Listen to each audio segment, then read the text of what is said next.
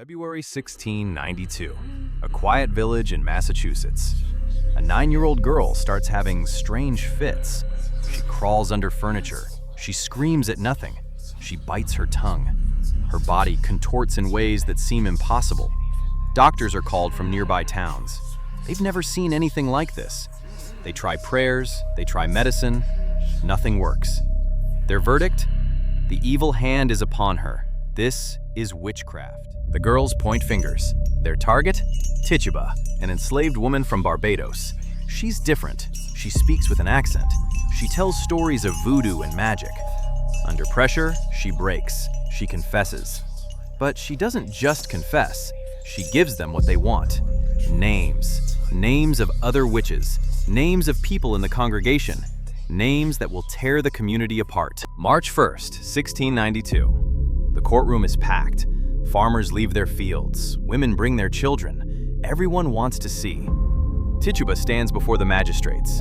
She points at invisible figures. Her eyes are wild. "A black dog commanded me," she screams. "Witches are everywhere. They fly through the air. They sign the devil's book." The crowd gasps. Some faint. Others cross themselves. The witch hunt has begun. Now the floodgates open. The girls accuse anyone. Neighbors turn on neighbors. Church members point at each other. No one is safe. The poor, the rich, the powerful, the weak. If a girl points at you, you're arrested.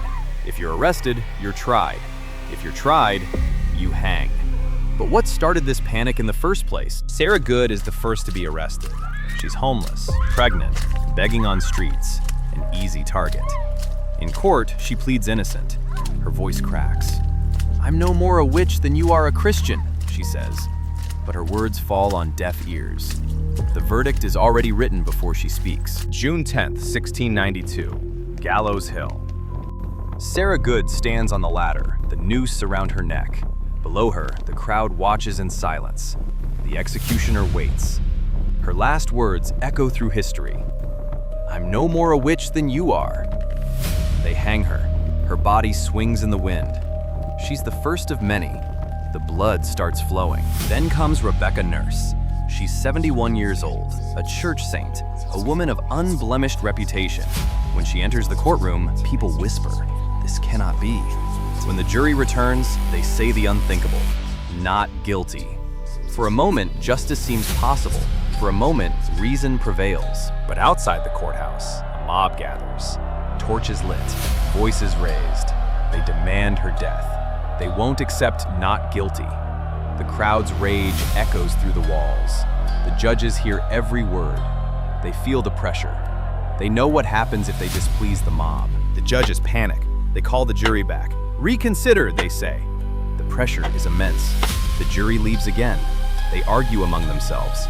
They know what's right, but they also know what's safe. They return with a new verdict: guilty. Justice is reversed by fear. July 19th, 1692. Rebecca Nurse climbs the same ladder. The sunset bleeds red behind her. She looks at the crowd below. Faces she's known for decades. People she prayed with. They watch her die. She hangs with 4 others that day. 20 will die before it's over. The saints fall with the sinners. How could an entire court turn against an innocent woman? Giles Corey watches. He's next.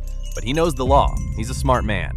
If he refuses to enter a plea, the court cannot take his land. His family will have something after he's gone. They won't starve. They won't beg.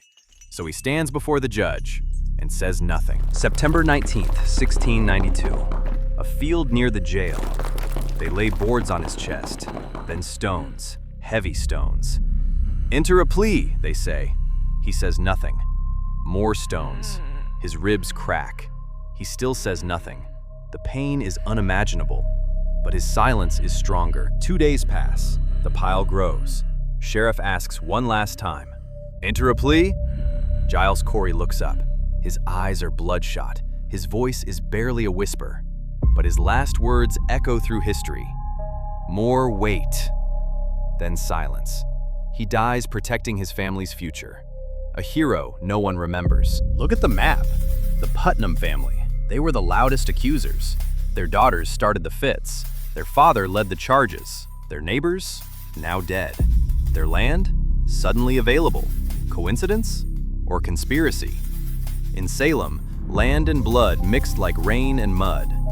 Or was something even stranger happening in Salem? Beyond the town, Indian wars rage. Villages burn, families flee, bodies pile up. Puritans see the devil everywhere. They believe witches and Indians are both sent by Satan to destroy them. Fear feeds fear. Panic becomes a way of life. Every shadow hides a demon. Modern science offers another answer. Ergot fungus. It grows on rye grain in wet seasons.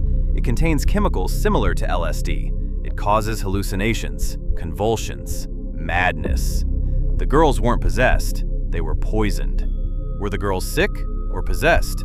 The microscope versus the Bible, science versus superstition.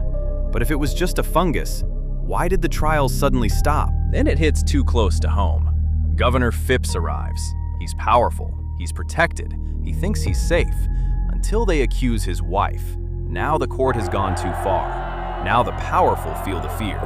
Now something must change. When the elite are threatened, the rules change. The trials stop. Immediately. Courts disbanded. Judges leave. Papers burn.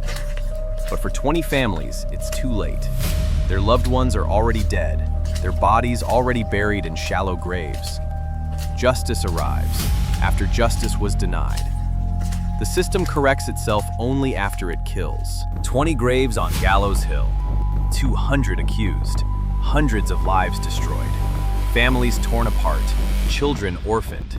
Neighbors who once broke bread together now cannot look each other in the eye. The scars last generations. The trauma never heals. 1,711.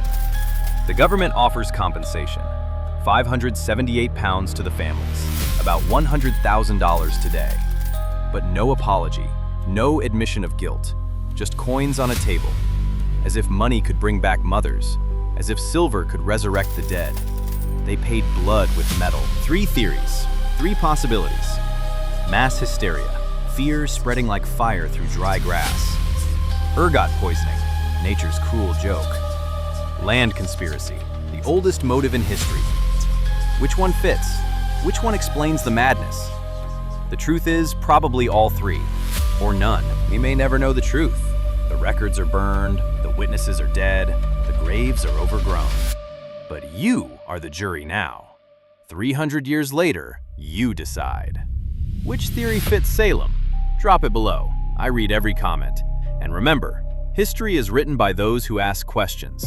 The past is never dead. It's not even past.